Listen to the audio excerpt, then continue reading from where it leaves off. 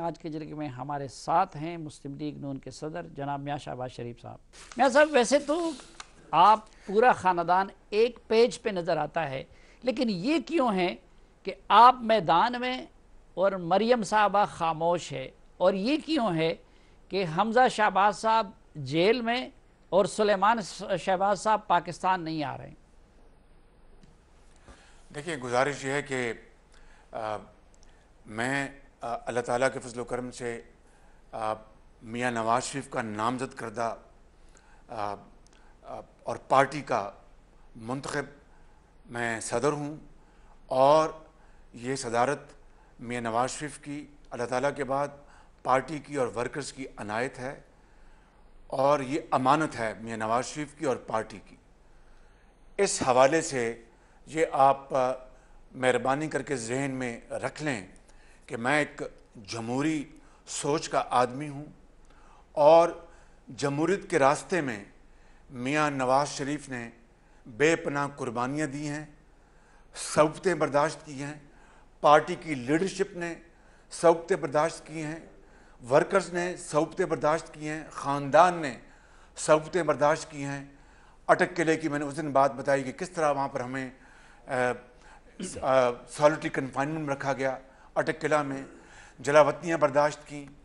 और मैं समझता हूँ कि पीपल्स पार्टी के बाद, उनकी कुर्बानियों के बाद शायद मुस्लिम लीग नून की कुर्बानियाँ जमहूरियत के लिए पूरी दुनिया के सामने बिल्कुल एक रोज़े रोशनी की तरह आया हैं। इसलिए साफ़ी साहब, लेकिन मैं सर, मुझे क्या ये भी एक हकीकत नहीं है? जी जी, मुझे ज़रा बात जी, अगर जी, आप बात मुकम्मल मुकम्मल करने, करें। मैं बात मुकम्मल कर लूँ। इसलिए साफ़ी साहब, जी जी, बताइए बताइए। अगर आपका सवाल इसी से जुड़ा हुआ है तो कर लें, वरना मैं जवाब दे देता हूँ। नहीं, मैं इसी से जुड़ा हुआ सवाल कर रहा था कि ठीक है, आप जी, दोनों यकजान दो कालब हैं, आपके अपने ख़ानदानी रिवायात भी हैं, बड़े मजबूत हैं, लेकिन और आपको नवाज शरीफ साहब ने ही नामजद किया है, लेकिन क्या ये हकीकत नहीं है बिल्कुल। कि मियाँ नवाज शरीफ साहब की मुक़्तदिर हलकों से बन नहीं सकती और आप कभी उनके साथ बिगाड़ नहीं सकते? बड़ा अच्छा ये जुड़ा हुआ सवाल है, मैं इसका जवाब देना चाहता हूँ। वो ये है, पहली ज़रा मेरी बात मुकम्मल कर लूँ, फिर ये सवाल का जवाब दे देता हूँ। तो मैं आपको ये कह रहा था कि फिर मुझे जी जी, क्या ज़रूरत थी कि चोर दरवाजे से इक़्तिदार हासिल किया जाए। वो यूँ कि जो शख्स अपने आप को अवाम का खादम कहलाए और 25 साला 27 साला रिकॉर्ड गवाह है। मेरी आदत है शाफी साहब कि अगर कोई सीने में राज दफन है तो मैं उस राज को कभी अफशा नहीं करता, तावक्ते के कोई और उसे पब्लिक कर दे तो और बात है। आप जानते हैं, आपका ताल्लुक़ KPK से है। 27 साल पहले मरहूम सदर ग़ुलाम इसहाक़ ख़ान साहब ने 1993 में जब मियाँ नवाज शरीफ साहब की हुकूमत ख़त्म करने का फ़ैसला किया तो मुझे उन्होंने याद किया, बुलाया, और मुझे ये कहा कि देखो शहबाज शरीफ, वो मेरे वालिद साहब के मरहूम के दोस्त भी थे जब वो चेयरमैन बाबडा थे, कि तुम बन जाओ वज़ीर आज़म पाकिस्तान और आपके बड़े भाई पार्टी के लीडर बन जाएं और पार्टी को ऑर्गेनाइज़ करें। मैंने कहा, आप सदर साहब मेरे ख़ानदान को जानते हैं, ये मुमकिन नहीं है। थैंक यू वेरी मच कि आपने ये मुझे कहा। तो मैंने पोलाइटली फ़ौरन विदाउट अ सेकंड थाट उसको मैंने रद्द कर दी वो ऑफ़र। फिर आप जानते हैं 21 साल पहले, और ये बात जनरल मुशर्रफ ने, हयात हैं वो, अल्लाह उनको ज़िंदगी दे, कि वो ख़ुद उन्होंने टेलीविज़न पर आकर इस बात का इंकशाफ किया। अगर वो इंकशाफ ना करते तो ये राज मेरे दिल में रहता और कब्र तक जाता। उन्होंने 12 अक्टूबर 96 से पहले, 99 से पहले, चंद हफ्ते पहले मुझे बुलाया और कहा कि देखो, हम मियाँ नवाज शरीफ के साथ नहीं चल सकते, आप प्राइम मिनिस्टर बन जाएं और आप चलाएं, हम आपको पूरा सपोर्ट करेंगे और ये मुल्क आगे चलेगा। तो ये आपको मैं, और लफ्ज़ कहा कि शहबाज शरीफ अ बॉम्ब शेल, और उसके बाद ये मुझे ऑफ़र की। तो मुझे तो एक मिनट के लिए मुझे मेरे औसान ख़ता हो गए, यानी ज़मीन खिसक गई। फिर मैंने अपने आप को कंट्रोल किया, मैंने कहा कि जनरल साहब आप मेरे ख़ानदान को जाते हैं, हमारी छोटी मोटी वैल्यूज़ हैं, ये मुमकिन नहीं है। और अगर अभी भी मियाँ नवाज शरीफ साहब के साथ आपको कोई गिला है तो मैं आपको और मियाँ साहब को दावत देता हूँ खाने पे, इंशाअल्लाह उन मामलात को पहले की तरह जो थे उसको रिजॉल्व कर लेंगे। फ़ौरन का हाँ हाँ हाँ ये बात बिल्कुल ठीक है, this is very good Shahbaz Sharif, मैं जा रहा हूँ श्रीलंका, रास्ते में नोट्स बनाऊंगा और वापस आके मीटिंग करते हैं। Rest is history. कहने का मकसद ये है कि सुन ले मेरी बात, ये बड़ी इंपॉर्टेंट है कि अगर मौजूदा जो मुक़्तदिर हल्के हैं उनकी तरफ से भी आपको कोई ऐसी पेशकश हुई थी? मैं आपका सवाल का जवाब देता हूँ। और फिर एक लेजिटिमेट एक अपॉर्चुनिटी आई जो आप कुछ अच्छी तरह जानते हैं। 28 जुलाई 2017 को जब सुप्रीम कोर्ट ने पनामा के बजाय अकामा पे मियाँ नवाज शरीफ को बदकिस्मती से उनको डिसक्वालीफाई किया, तो उस दिन मैं इस्लामाबाद में था। मुझे बड़े मियाँ साहब ने कहा कि शहबाज शरीफ मैंने अभी किसी से मशवरा नहीं किया, अब ये बोझ ये जिम्मेदारी तुमने संभालनी है अपने वजारत उस्मा की। मैंने कहा मुझे आप पंजाब में रहने दें, वहाँ काम करने दें, मैं अपने वहाँ पर जो प्रोजेक्ट है मुकम्मल कर लूँगा। उन्होंने कहा नहीं। उन्होंने पार्टी मीटिंग बुलाई और मेरा नाम दिया और पूरी पार्टी ने पूरी तायद की और मुझे उन्होंने नामजद कर दिया। तीसरे दिन मैं छांगला गली गया उनके पास, वो वहाँ पर थे, और फिर मैंने अर्ज़ किया, मैंने कहा कि मुझे पंजाब में रहने दें, वहाँ पर ये PKLI जिसकी जो दुर्गत बनाएगी आपके सामने है, पाकिस्तान में नहीं, एशिया में नहीं, दुनिया का एक शानदार तरीन एक किडनी और लिवर इंस्टीट्यूट हमने बनाया। वो मुकम्मल हो रहा था, 5000 मेगावाट बिजली के मंसूबे मुकम्मल होने जा रहे थे, अरबों डॉलर की सरमायाकारी के साथ पाकिस्तान के गरीब मुल्क के अपने वसाइल से, और इसी तरह ऑरेंज ट्रेन और दूसरे मंसूबे। मैंने कहा मैं ये मुकम्मल कर लूँ। मुझे क्या पता था कि नैब ने चढ़ाई कर देनी है और हमारी प्रोग्रेस स्लो हो जाएगी, लेकिन उन्होंने मेरी बात सुनी और फिर 2 दिन बाद मेरी बात मान ली और मैंने पंजाब में अल्हम्दुलिल्लाह मियाँ नवाज शरीफ की पूरी सपोर्ट और लीडरशिप में अपने साथियों के साथ ये प्रोजेक्ट्स मुकम्मल किए। मुझे बताएं कि वो मैंने चोर दरवाजे के आपको 2 वाक़यात सुनाए, ये लेजिटिमेट अपॉर्चुनिटी थी। मुझे पता था कि अगर ये मैंने मिस कर दी अपॉर्चुनिटी तो शायद दोबारा अल्लाह ताला ये अपॉर्चुनिटी देता नहीं देता, तो उसकी शान है, उसका फैसला है। कोई 11 एक और चोर दरवाजे से आने की बात हो रही है जो रिसेंटली जो मैं जी, अगर आप काइंडली मुझे सवाल पूरा करने दें। सुहेल उड़ाई साहब हमारे मुस्तनद तरीन सहाफ़ी हैं, हम उनको अपना उस्ताद समझते हैं।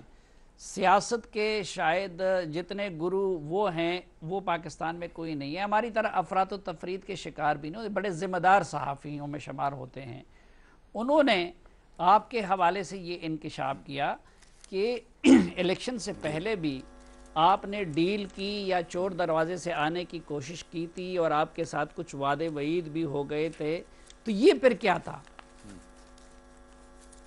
देखिए सुहेल राइस साहब आपके बहुत मोहतरम दोस्त हैं, शायर जिस तरह आपने कहा, मेरे भी वो लायक एहतराम है, संजीदा और बड़े मंजे हुए वो सहाफ़ी हैं, कोई दो राय नहीं। मगर उन्होंने जो कालम लिखा उनके बाज़ जो एक्सेप्ट थे उनको मीडिया में सियाक़ो सबाक़ से हट कर पेश किया गया। लेकिन जो हकीकत यह है कि बग़ैर उस कॉलम की तरदीद या तस्दीक किए बग़ैर मैं बिल्कुल ईमानदारी से अर्ज़ करना चाहता हूँ कि ये उन्होंने मुलाकात का खुद उन्होंने ख्वाहिश का इज़हार किया था और मेरे लिए ऑनर था उनको मिलना, मेरे लिए बहुत लायक एहतराम और दोस्त भी हैं। ना उन्होंने मुझे इंटरव्यू के लिए कहा, ना मैंने इंटरव्यू का एहतमाम किया। वो एक निजी गुफ्तगू थी, जिस तरह आपसे मेरी अक्सर गुफ्तगू होती है, साथी आपस में गुफ्तगू करते हैं। अब आ जाएं कि मुख्तलिफ हलकों के हवाले से या चोर दरवाज़ों के हवाले से मैंने आपको 2 वाक़यात सुना दिए और मैं आपको ये ऐसी पेश कहना चाहता हूँ, किसी डील की कोशिश हुई? नहीं, बिल्कुल आप सुन लें मेरी बात, प्लीज़ सुन लें। मेरे जो मुझे इल्ज़ाम मुझ पर दिया जाता है, आप भी देते रहते हैं निजी गुफ्तगू में कि मियाँ साहब आप इस्टेब्लिशमेंट के बहुत करीब हैं, और भी लोग जिसको जितने मुँह उतनी बातें कि आप तो इस्टेब्लिशमेंट के ब्लू आइड बर्ड हैं। जो इस्टेब्लिशमेंट जिसको कहा जाता है, मुशर्रफ के ज़माने में मेरे साथ मियाँ नवाज शरीफ के साथ ख़ानदान के साथ क्या वो आप अच्छी तरह जानते हैं। उससे पहले भुट्टो साहब के ज़माने में हमारी फैक्ट्री नेशनलाइज हुई, वो आप जानते हैं। मैं फ़ौरन आपके जवाब की तरफ आता हूँ, लंबा जवाब नहीं दूंगा, ये मेरी बात सुन लें कि अगर ये बात बहस बराए बहस मान ली जाए कि मैं एस्टेब्लिशमेंट के करीब हूँ, तो उसके क्या मकासद हो सकते हैं?